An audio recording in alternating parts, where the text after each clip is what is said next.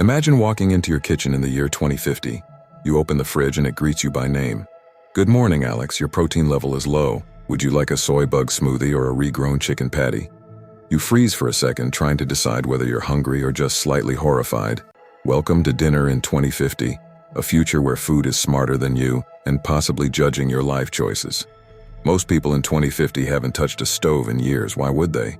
Their kitchen AI does everything, scans their body data, predicts cravings, and prints meals directly onto plates using cartridges filled with colorful paste. That paste? It's a blend of algae, lab-grown protein, and recycled plant matter. Tastes like chicken. Smells like science fair. Back in 2025, people thought food delivery apps were the peak of convenience. By 2050, nobody orders food. Food orders you.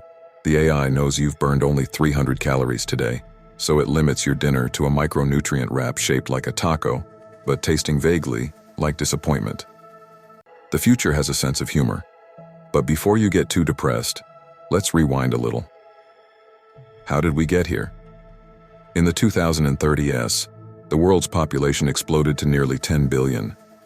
Traditional farming just couldn't keep up. Cows required too much land, chickens too much grain, and people too much barbecue sauce. Climate change made droughts longer, heat waves stronger, and grocery bills ridiculous. Scientists realized we needed new ways to feed billions without cooking the planet. So they built the farms of the future inside skyscrapers, underground labs, and even on the ocean.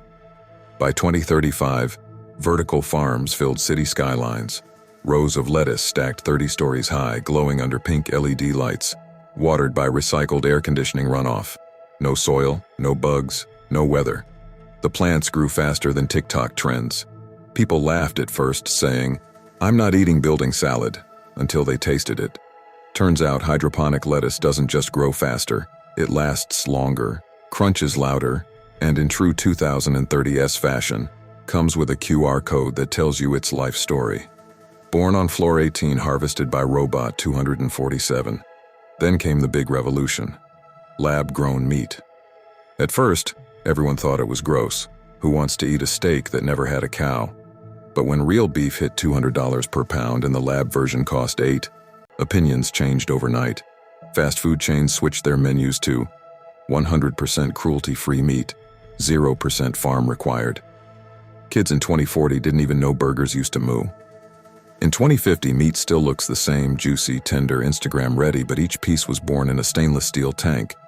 Instead of farms, we have bio-cuisine centers where cell cultures multiply in nutrient baths like microscopic bodybuilders. Every steak is perfectly shaped, every bite identical.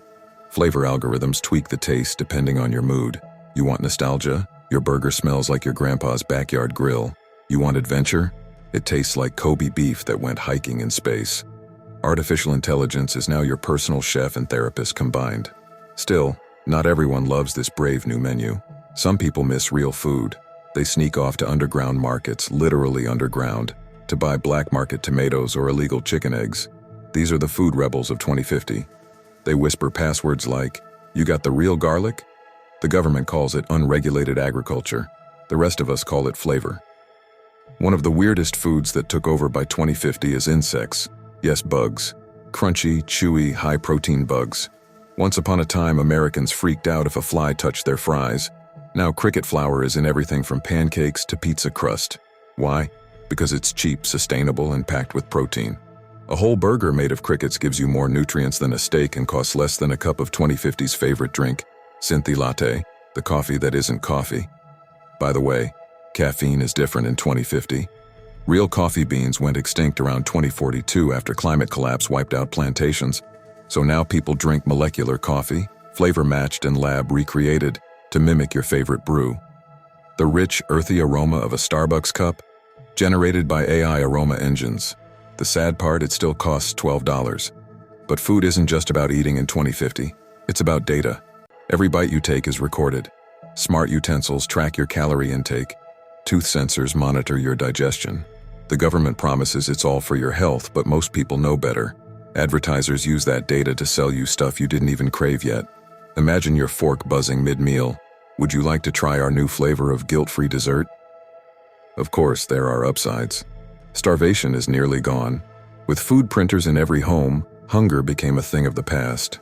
Kids in poor neighborhoods now eat the same nutritious meals as millionaires, unless, of course, the Wi-Fi goes down. Then everyone panics, no signal, no supper. Mom, the router's dead, we're starving. Restaurants still exist, but they're more like theaters. You don't go there to eat, you go for the experience. The chef is usually a hologram. The waiter is a polite robot with better manners than most humans. Meals are designed for entertainment. Edible clouds that taste like bacon, glowing noodles that change color as you slurp them, and dessert drones that fly to your table humming happy birthday. People post everything to the HoloNet because if your dinner doesn't trend, did you even eat? The social side of eating also changed. In 2050, dates at restaurants are mostly virtual. Couples put on neural headsets, meet in a shared simulation, and taste digital food while sitting miles apart. The good news? No awkward chewing noises. The bad news? Sometimes the AI mixes up flavors and your romantic sushi dinner tastes like barbecue chips. Awkward. Health food went extreme too. Every meal is tailored to your DNA. You can't even buy random snacks without approval from your health app. It knows your cholesterol, blood sugar, and stress levels before you do. Craving fries? It gently reminds you. Heart rate elevated, would you like a celery alternative? In 2050, guilt has gone digital. And yet, for all its innovation, the future of food feels empty. Literally, people start missing the chaos of cooking, the smell of butter melting in a pan, the taste of something imperfect but real. A viral movement begins in late 2049 called Back to Burnt. Young people gather in abandoned parking lots with old camping stoves, cooking actual food with fire just to feel human again. Videos of people crying while biting into real bread break the internet. It's chewy, it's uneven, it's perfect. By now, governments are trying to strike a balance. They know people want freedom, but they also know controlling the food supply is the best way to control society. So they launch Project Harmony, a global food cloud connecting every kitchen AI in the world. The idea, one recipe database, no waste, perfect nutrition. Sounds noble, right? Except the system occasionally updates itself. One morning, billions of homes wake up to find their food printers all serving the same breakfast. Gray cubes labeled NutriBlock V9. People freak out. Has food finally been standardized? The memes are glorious. Meanwhile, black markets thrive again. People trade seeds, barter honey, smuggle spices. Real vanilla is worth more than gold. Cinnamon is contraband. Farmers become outlaws, hiding in forests growing secret herbs. Somewhere in Kentucky, a guy named Earl becomes an internet legend for operating the last underground barbecue pit. His slogan, taste freedom. The government tries to ban him. The people make him a folk hero. Of course, there's also the ultra-rich. They dine differently. The billionaires of 2050 have private biolabs that clone extinct delicacies. Want real bluefin tuna? It's 3D printed from archived DNA. Want avocado toast? Good luck. Avocados went extinct in 2043, but Elon Jr. keeps them in his Mars greenhouse. In these circles, the ultimate luxury isn't gold or caviar. It's authentic imperfection. Food that was actually touched by dirt. By now, eating is as much philosophy as necessity. People debate the meaning of flavor. Scientists argue over taste memory, the idea that certain flavors can trigger emotions from old generations. Some companies even sell synthetic nostalgia.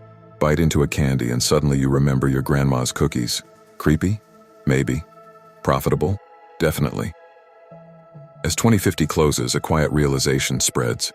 All this technology made eating efficient, safe, even artistic. But somewhere along the way, it stopped being personal. Humanity built the perfect meal and forgot how to savor it. People start cooking again. Badly, joyfully. Burned pancakes become symbols of rebellion. Kids grow tomatoes in window boxes just to see something green that isn't plugged in. And maybe that's the twist ending we didn't see coming. For centuries, food was survival. Then it became pleasure. In 2050, it turned into technology. But the one thing that never changes, the thing AI can't print, is connection. A shared meal, a laugh over spilled sauce, a memory of taste that no algorithm can replicate. So will the food you eat in 2050 terrify you? Maybe. But it might also remind you what it means to be human, to crave, to cook, to mess up dinner, and to love every bite anyway.